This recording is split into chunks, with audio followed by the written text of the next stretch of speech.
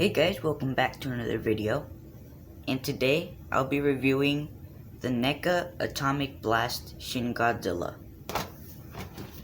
So here's his awesome box with Shin on the front, Japanese words which I do not understand, Shin Godzilla on the bottom, another shot of Shin Godzilla with more purple fade,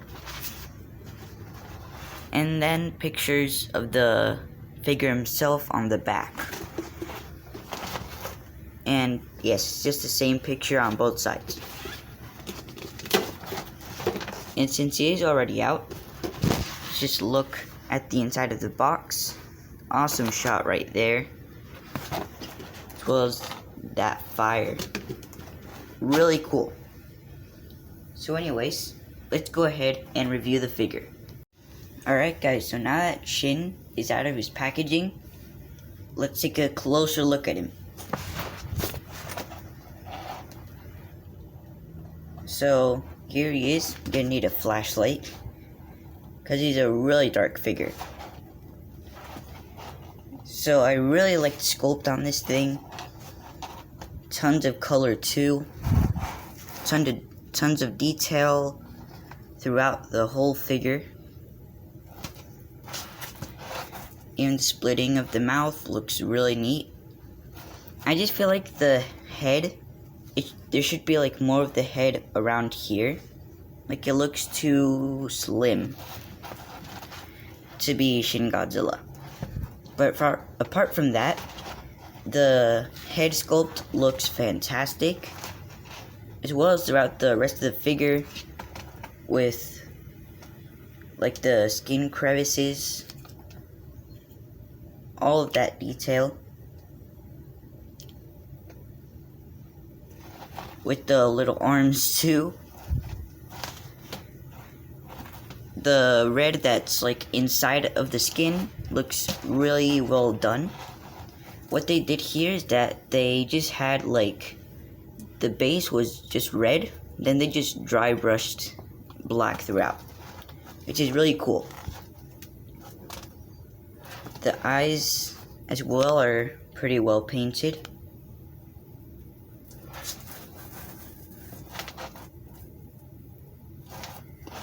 The spines are actually really soft. I don't really know why, but really cool paint scheme on these two. I might repaint them though, so that there's a better fade between the white and purple. And the white and purple just go throughout to the tip of the tail, where there's just tons of white with a little bit of purple. And let's take a look at his beams. So his beams, it comes with two. So they're for the mouth, which can go in like that. You can make really cool displays like that. And for the tail, which goes in to that little hole there. Slides in really nicely. And makes it go like that.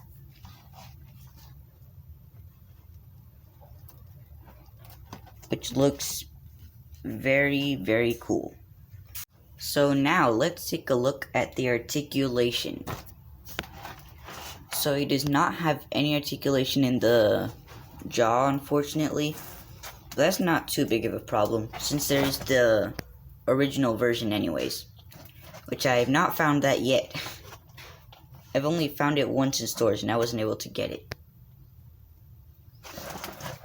So he has articulation in the head on a ball joint. So he can move really nicely up and down, side to side. The neck is also on a ball joint, which makes the movement even better. You can let him go that far down and that far up, really far to the side,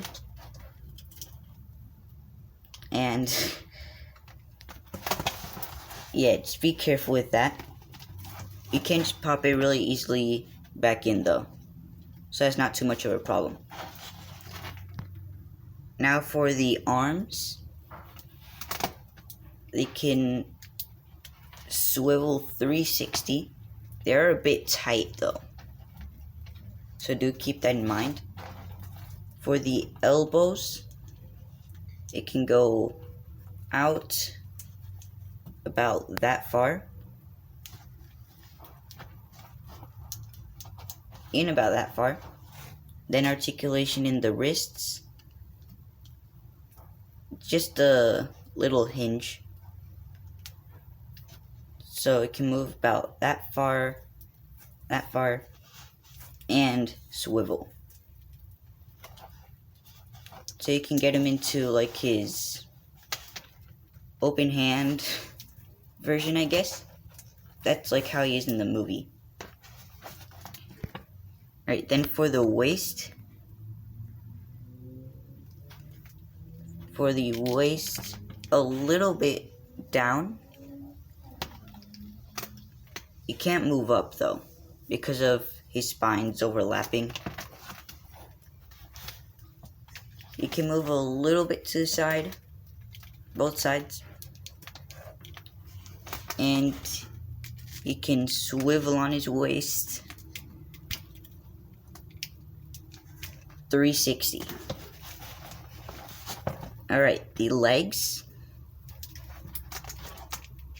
they can move 360 as well.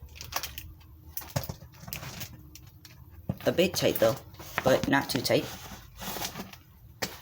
Then in the knees, it can go about that far back, that far forward. In the ankles, don't really go back, and about that far forward. Then for the tail, you do need to connect a part of it. Pretty sure it's this part. So it has joint here, they're all ball joints. Joint here, over here, and a bendy wire, which does actually work pretty well, but don't bend it too much or else the bendy wire will just pop out of the tail, which I think is a pretty common issue. So if you guys enjoyed this review, please consider leaving a like and subscribe for more Jurassic and Godzilla content. I'll see you guys later. Goodbye.